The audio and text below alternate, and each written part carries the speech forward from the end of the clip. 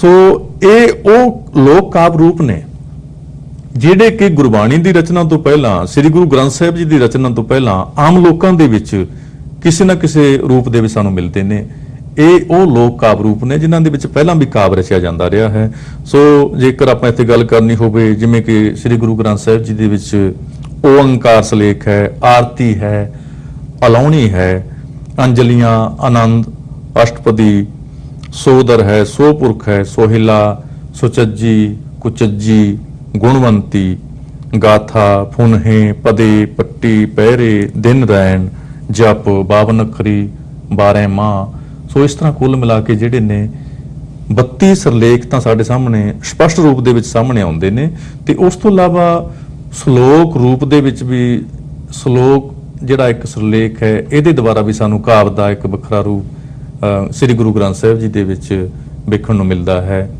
ਤੇ ਪਦਿਆਂ ਦੇ ਆਕਾਰ ਜੋ ਹਨ ਛੋਟੇ ਵੱਡੇ, ਉਹ ਪਦਿਆਂ ਦੇ ਆਕਾਰ ਦੇ ਆਧਾਰ ਦੇ ਉੱਪਰ ਵੀ ਸਾਨੂੰ ਗੁਰਬਾਣੀ ਵਿੱਚ ਸਿਰਲੇਖ ਮਿਲਦੇ ਨੇ। ਜਿਵੇਂ ਕਿ ਇੱਕ ਪਦਾ ਹੈ, ਦੋ ਪਦੇ ਹੈ, ਚੀ ਪਦੇ ਹੈ, ਚੌਪਦੇ ਹੈ, ਪੰਜ ਪਦੇ, 6 ਪਦੇ। ਸੋ ਇਸ ਤਰ੍ਹਾਂ ਪਦਿਆਂ ਦੇ ਆਧਾਰ ਤੇ ਵਿੱਚ ਵੀ ਇਸ ਤਰ੍ਹਾਂ ਮਤਲਬ ਇੱਕ ਤੁਕਾ, ਦੋ ਤੁਕਾ, ਤੇ ਤੁਕਾ, ਇਹ ਵੀ ਸਾਨੂੰ ਜਿਹੜੇ ਨੇ ਸਿਰਲੇਖ ਮਿਲਦੇ ਨੇ। ਸੋ ਕਹਿਣ ਤੋਂ ਭਾਵ ਇਹ ਹੈ ਕਿ ਜੋ ਉਸ ਮੌਕੇ ਲੋਕਾਂ ਦੇ ਵਿੱਚ ਕਾਵਿ ਪ੍ਰਚਲਿਤ ਸੀ, ਉਹ ਪਪੂਲਰ ਹੋਇਆ ਸੀ, ਜਿਸ ਪ੍ਰਕਾਰ ਦੀ ਕਵਿਤਾ ਨਾਲ ਲੋਕਾਂ ਦਾ ਉਸ ਮੌਕੇ ਲਗਾਵ ਸੀ, ਉਹ ਸਾਰੇ ਜਿਹੜੇ ਰੂਪ ਨੇ ਗੁਰੂ ਸਾਹਿਬਾਨ ਨੇ ਗੁਰਬਾਣੀ ਦੇ ਵਿੱਚ ਵਰਤੇ ਨੇ। ਤੇ ਇੱਕ ਨਵਾਂ ਉਹਨਾਂ ਨੂੰ ਰੂਪ ਦੇ ਕੇ ਵਿਸ਼ੇ ਪੱਖੋਂ ਉਹਨਾਂ ਦੇ ਵਿੱਚ ਇੱਕ ਨਵਾਂ ਵਿਸ਼ਾ ਵਸਤੂ ਦੇ ਕੇ ਨਵੇਂ ਰੂਪ ਦੇ ਵਿੱਚ ਸਾਨੂੰ ਸ੍ਰੀ ਗੁਰੂ ਗ੍ਰੰਥ ਸਾਹਿਬ ਜੀ ਦੇ ਵਿੱਚ ਉਹ ਦਰਜ ਕੀਤੇ ਨੇ, ਸੰਪਾਦਿਤ ਕੀਤੇ ਨੇ। ਸੋ ਇਹ ਵੀ ਇੱਕ ਬਹੁਤ ਵੱਡੀ ਗੱਲ ਹੈ ਕਿ ਭਾਰਤੀ ਪਰੰਪਰਾ ਦੇ ਵਿੱਚ ਜਿਤਨੇ ਵੀ ਸੰਤ ਕਵੀ ਹੋਏ ਨੇ, ਮਹਾਂਪੁਰਸ਼ ਹੋਏ ਨੇ, ਰਿਸ਼ੀ ਹੋਏ ਨੇ, ਉਹਨਾਂ ਨੇ ਜਿੱਥੇ ਅਧਿਆਤਮਿਕ ਖੋਜ ਕੀਤੀ ਹੈ, ਉਹ ਧਾਰਮਿਕ ਹੋਏ ਨੇ। ਧਾਰਮਿਕ ਹੋਣ ਦੇ ਨਾਲ ਨਾਲ ਉਹਨਾਂ ਨੇ ਕਾਵਿ ਦੀ ਵੀ ਰਚਨਾ ਕੀਤੀ ਹੈ। ਉਹ ਕਾਵਿ ਦੇ ਵੀ ਗਿਆਤਾ ਹੋਏ ਨੇ, ਉਹਨਾਂ ਨੂੰ ਕਾਵਿ ਦਾ ਵੀ ਗਿਆਨ ਸੀ ਕਿ ਕਾਵਿ ਰਚਨਾ ਕੀ ਹੈ, ਇਸ ਦੀ ਰਚਨਾ ਕਿਵੇਂ ਹੁੰਦੀ ਹੈ, ਇਸ ਦੇ ਵਿੱਚ ਕਿਹੜੇ ਕਿਹੜੇ ਨਿਯਮ ਨੇ ਜਿਨ੍ਹਾਂ ਦੀ ਪਾਲਣਾ ਕੀਤੀ ਜਾਂਦੀ ਹੈ।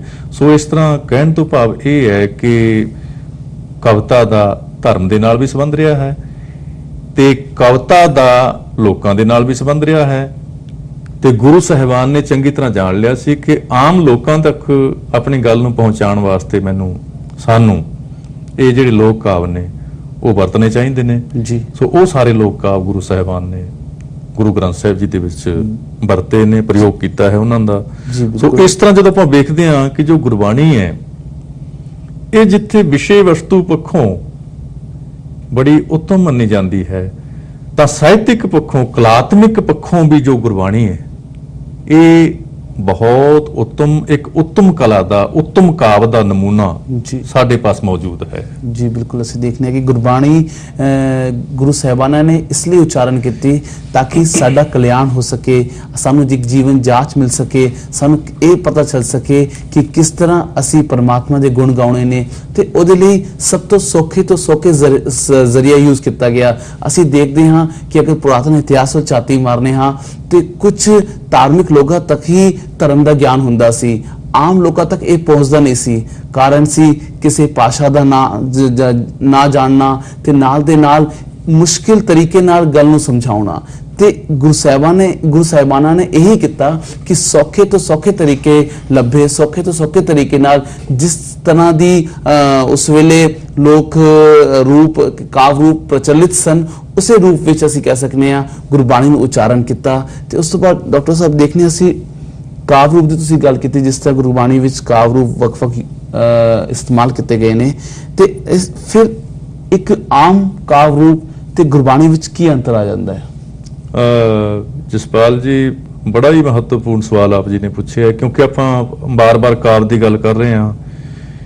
ਕਾਵਿ ਤਾਂ ਸਮੁੱਚਾ ਕਾਵਿ ਜਿਹੜਾ ਹੈ ਉਹ ਰਚਿਆ ਜਾ ਰਿਹਾ ਹੈ। ਲੋਕਾਂ ਨੇ ਬਹੁਤ ਸੁੰਦਰ ਕਵਿਤਾਵਾਂ ਰਚੀਆਂ ਨੇ, ਉਹਦੇ ਵਿੱਚ ਪ੍ਰਮਾਤਮਾ ਦੀ ਵੀ ਗੱਲ ਹੋ ਰਹੀ ਹੈ, ਆਤਮਾ ਦੀ ਵੀ ਗੱਲ ਹੋ ਰਹੀ ਹੈ।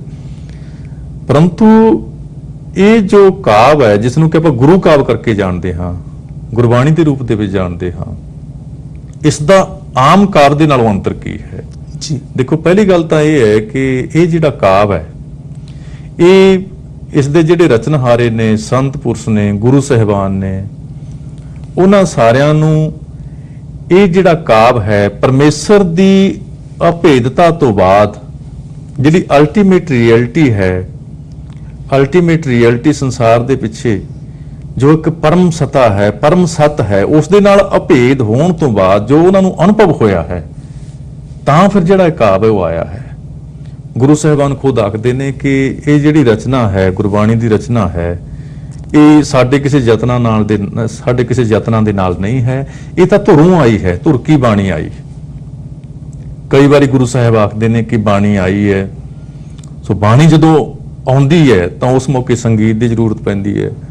ਤੋ ਇਹ ਆਪ ਮੁਹਾਰੇ ਜਿਵੇਂ ਕਿ ਝਰਨਾ ਫੁੱਟਦਾ ਹੈ, ਉੱਥੇ ਪਾਣੀ ਆਉਂਦਾ ਹੈ, ਇਸ ਤਰ੍ਹਾਂ ਗੁਰੂ ਸਾਹਿਬਾਨ ਨੂੰ ਜਦੋਂ ਪਰਮੇਸ਼ਰ ਦੀ ਅਭੇਦਤਾ ਦਾ ਅਹਿਸਾਸ ਹੋਇਆ, ਉਸ ਮਿਲਵੇ ਦੀ ਹਾਲਤ ਦੇ ਵਿੱਚੋਂ ਜਿਹੜੇ ਉਹਨਾਂ ਨੂੰ ਅਨੁਭਵ ਹੋਏ, ਉਹ ਅਨੁਭਵ ਦਾ ਜਦੋਂ ਪ੍ਰਗਟਾਵਾ ਹੋਇਆ ਉਹ ਬਾਣੀ ਦੇ ਰੂਪ ਦੇ ਵਿੱਚ ਹੋਇਆ। ਇਸੇ ਕਰਕੇ ਗੁਰੂ ਸਾਹਿਬਾਨ ਆਖਦੇ ਨੇ ਕਿ ਇਹ ਸੱਚੀ ਬਾਣੀ ਹੈ। ਸੱਚੀ ਬਾਣੀ ਤੋਂ ਭਾਵ ਇਹ ਹੈ ਕਿ ਇਹ ਉਸ ਪਰਮ ਸ਼ਕਤੀ ਦੇ ਨਾਲ ਇਕਸੁਰ ਹੋ ਕੇ, ਅਭੇਦ ਹੋ ਕੇ ਆਈ ਹੈ। ਸੋ ਹੋਰ ਜਿਹੜੇ ਮਨੁੱਖੀ ਯਤਨ ਦੇ ਨਾਲ ਮਨੁੱਖ ਆਪਣੇ ਯਤਨ ਕਰਕੇ ਕਵਿਤਾ ਲਿਖਦਾ ਹੈ, ਉਹ ਛੰਦਾਬੰਦੀ ਦੇ ਪੱਖੋਂ, ਹੋਰ ਜਿਹੜੇ ਨਿਯਮ ਨੇ ਸਾਹਿਤ ਦੇ, ਉਹਨਾਂ ਦੇ ਪੱਖੋਂ ਬੜੀ ਉੱਤਮ ਹੋ ਸਕਦੀ ਹੈ। ਪਰੰਤੂ ਇੱਕ ਅੰਤਰ ਇਸ ਦੇ ਵਿੱਚ ਇਹ ਹੀ ਹੈ ਕਿ ਇਹ ਖੁਦ ਜਿਹੜਾ ਕਾਦਰ ਹੈ, ਕਾਦਰ ਤੋਂ ਭਾਵ ਜਿਹੜਾ ਪਰਮਾਤਮਾ ਹੈ, ਉਸ ਕਾਦਰ ਨੇ ਸ੍ਰਿਸ਼ਟੀ ਰਚੀ। ਆ ਸਾਰੀ ਜਿਹੜੀ ਸ੍ਰਿਸ਼ਟੀ ਰਚੀ ਹੈ ਕੁਦਰਤ ਹੈ। ਕਾਦਰ ਨੇ ਸ੍ਰਿਸ਼ਟੀ ਰਚੀ ਤੇ ਸ੍ਰਿਸ਼ਟੀ ਰਚਣ ਤੋਂ ਬਾਅਦ ਆਪਣੀ ਇਸ ਰਚੀ ਹੋਈ ਸ੍ਰਿਸ਼ਟੀ ਨਾਲ ਪਿਆਰ ਕਰਨ ਲਈ, ਇਸ ਨਾਲ ਵਾਰਤਾਲਾਪ ਕਰਨ ਲਈ, ਗੱਲਬਾਤ ਕਰਨ ਲਈ ਖੁਦ ਉਸ ਕਾਦਰ ਨੇ, ਪਰਮਾਤਮਾ ਨੇ ਆਪਣੇ ਪਿਆਰਿਆਂ ਦੇ ਰਾਹੀਂ, ਆਪਣੇ ਭਗਤਾਂ ਦੇ ਰਾਹੀਂ, ਗੁਰੂ ਸਾਹਿਬਾਨਾਂ ਦੇ ਰਾਹੀਂ ਇਹ ਬਾਣੀ ਭੇਜੀ ਹੈ। ਸੋ ਬਾਣੀ ਇੱਕ ਰੂਪ ਦੇ ਵਿੱਚ ਪਰਮਾਤਮਾ ਦਾ ਕੁਦਰਤ ਦੇ ਨਾਲ, ਕਾਦਰ ਦਾ ਕੁਦਰਤ ਦੇ ਨਾਲ ਸਿੱਧਾ ਵਾਰਤਾਲਾਪ ਹੈ ਤੇ ਮਨੁੱਖ ਦਾ ਪਰਮਾਤਮਾ ਦੇ ਨਾਲ ਸਿੱਧਾ ਵਾਰਤਾਲਾਪ ਹੈ। ਅਸੀਂ ਵੇਖਦੇ ਹਾਂ ਭਗਤ ਨਾਮਦੇਵ ਜੀ ਦੀ ਪੰਕਤੀਆਂ ਦੇ ਵਿੱਚ ਨਾਮਦੇਵ ਜੀ ਆਖਦੇ ਨੇ, ਤੂੰ ਕੁਨ ਰੇ ਮੈਂ ਜੀ ਨਾਮਾ। ਸੋ ਅਜਿਹਾ ਜਿਵੇਂ ਟੈਲੀਫੋਨ ਤੇ ਆਪਾਂ ਗੱਲ ਕਰਦੇ ਹਾਂ ਕਿਤੇ ਦੂਰ, ਸੰਚਾਰ ਆਪਾਂ ਜੋੜ ਕੇ ਆਪਣਾ ਮਤਲਬ ਦੂਰ ਕਿਤੇ ਆਪਣਾ ਰਿਸ਼ਤਾ ਜੋੜਦੇ ਹਾਂ, ਭਾਈ ਤੂੰ ਕੌਣ ਹੈ, ਮੈਂ ਫਲਾਣਾ ਜੀ। ਇਸੇ ਤਰ੍ਹਾਂ ਭਗਤ ਨਾਮਦੇਵ ਜੀ ਆਪਣੀ ਅਵਸਥਾ ਦੱਸ ਰਹੇ ਨੇ, ਆਪਣਾ ਉਹਨਾਂ ਨੂੰ ਵੀ ਜਦੋਂ ਜੁੜੀ ਹੋਈ ਅਵਸਥਾ ਦੇ ਵਿੱਚ, ਮਿਲਵੇ ਦੀ ਅਵਸਥਾ ਦੇ ਵਿੱਚ ਇੱਕ ਅਨੁਭਵ ਹੁੰਦਾ ਹੈ ਤਾਂ ਅੱਗੋਂ ਆਵਾਜ਼ ਆਉਂਦੀ ਹੈ ਪਰਮੇਸ਼ਰ ਵੱਲੋਂ, ਤੂੰ ਕੌਣ ਭਾਈ? ਤਾਂ ਨਾਮਦੇਵ ਜੀ ਮੈਂ ਜੀ ਨਾਮਾ, ਮੈਂ ਨਾਮਾ ਜੀ। ਸੋ ਇਸ ਤਰ੍ਹਾਂ ਇਹ ਜਿਹੜੀ ਮਿਲਵੇ ਦੀ ਹਾਲਤ ਹੈ, ਇਹੋ ਹੀ ਅੰਤਰ ਹੈ ਗੁਰਬਾਣੀ ਦੇ ਵਿੱਚ ਤੇ ਆਮ ਕਾਵ ਦੇ ਵਿੱਚ ਕਿ ਇਹ ਅਭੇਦਤਾ ਦੀ ਹਾਲਤ ਦੇ ਵਿੱਚ ਪਰਮ ਸੱਚ ਦੇ ਨਾਲ ਜੁੜ ਕੇ ਇਹਦਾ ਜਿਹੜਾ ਵਜੂਦ ਹੈ ਜੀ ਉਹ ਸਾਡੇ ਸਾਹਮਣੇ ਆਉਂਦਾ ਹੈ। ਜੀ ਬਿਲਕੁਲ। ਗੁਰਬਾਣੀ ਦਾ ਜਿਹੜਾ ਸਾਹਿਤਿਕ ਪੱਖੋਂ ਜੇਕਰ ਅਸੀਂ ਗੁਰਬਾਣੀ ਦੀ ਗੱਲ ਕਰਨੇ ਹਾਂ ਤੇ ਇੱਕ ਸਭ ਤੋਂ ਵਿਲੱਖਣ ਕਾਵ ਰੂਪ ਹੈ। ਜੇਕਰ ਅਸੀਂ ਗੁਰਬਾਣੀ ਦੀ ਗੱਲ ਕਰ ਰਹੇ ਹਾਂ ਤੇ ਗੁਰਬਾਣੀ ਵਿੱਚ ਸਿਰਫ ਪਰਮਾਤਮਾ ਦੀ ਗੱਲ ਕੀਤੀ ਗਈ ਹੈ। ਸਮਾਜਿਕ ਪੱਖੋਂ ਵੀ ਜੇਕਰ ਗੱਲ ਕੀਤੀ ਗਈ ਹੈ ਤੇ ਉਹਦੇ ਵਿੱਚ ਵੀ ਹਰ ਗੱਲ ਨੂੰ ਪਰਮਾਤਮਾ ਦੇ ਨਾਲ ਹੀ ਜੋੜਿਆ ਗਿਆ ਹੈ।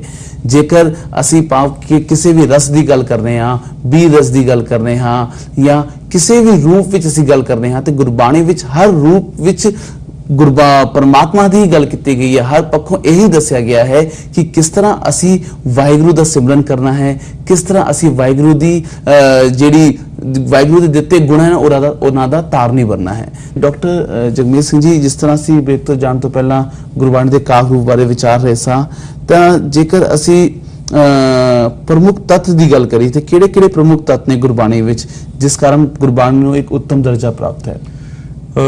ਗੁਰਬਾਣੀ ਨੂੰ ਦੇਖੋ, ਸਭ ਤੋਂ ਪਹਿਲਾਂ ਤਾਂ ਆਪਾਂ ਵਿਸ਼ੇ ਪੱਖੋਂ ਹੀ ਕਹਿ ਸਕਦੇ ਹਾਂ ਕਿ ਗੁਰਬਾਣੀ ਵਿਸ਼ੇ ਪੱਖੋਂ ਇਤਨੀ ਮਹਾਨ ਹੈ, ਇਤਨੀ ਉੱਤਮ ਹੈ ਕਿ ਇਸ ਦੇ ਵਿੱਚ ਇੱਕ ਨਿਰੋਗ ਸਮਾਜ ਦੀ ਸਿਰਜਣਾ ਲਈ, ਮਨੁੱਖ ਨੂੰ ਮਨੁੱਖ ਤੋਂ ਦੇਵਤਾ ਬਣਾਉਣ ਲਈ, ਪੂਰੀ ਮਾਨਵ ਜਾਤੀ ਨੂੰ ਇੱਕ ਲੜੀ ਦੇ ਵਿੱਚ ਪਰੋਣ ਲਈ, ਮਨੁੱਖ ਨੂੰ ਨੈਤਿਕ ਸਿੱਖਿਆ ਦੇਣ ਲਈ ਤੇ ਉਸ ਨੂੰ ਉਸ ਦੀ ਵਾਸਤਵਿਕਤਾ ਦੇ ਨਾਲ ਜੋੜਨ ਲਈ ਸਾਰੀ ਜੋ ਜ਼ਰੂਰਤ ਹੈ, ਜੋ ਸਮੱਗਰੀ ਦੀ ਲੋੜ ਹੈ, ਉਹ ਸਾਰੀ ਸਾਨੂੰ ਇਹ ਬਾਣੀ ਦੇ ਵਿੱਚੋਂ, ਗੁਰਬਾਣੀ ਦੇ ਵਿੱਚੋਂ ਮਿਲਦੀ ਹੈ।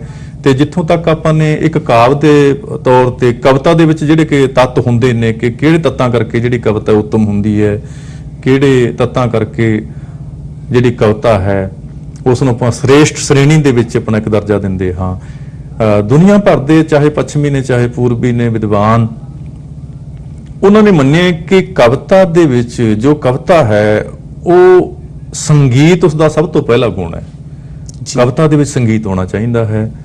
ਸੰਗੀਤਮਈ ਜਿਹੜੇ ਸ਼ਬਦ ਨੇ, ਕਿਸੇ ਰਿਦਮ ਦੇ ਵਿੱਚ ਜਿਹੜੇ ਸ਼ਬਦ ਨੇ ਉਹ ਬੰਨੇ ਹੋਏ, ਜਿਨ੍ਹਾਂ ਵਿੱਚੋਂ ਸੰਗੀਤਾਤਮਿਕਤਾ ਪੈਦਾ ਹੁੰਦੀ ਹੋਵੇ, ਉਹੀ ਜਿਹੜੀ ਕਵਿਤਾ ਹੈ ਉਹ ਉੱਤਮ ਕਵਿਤਾ ਮੰਨੀ ਗਈ ਹੈ।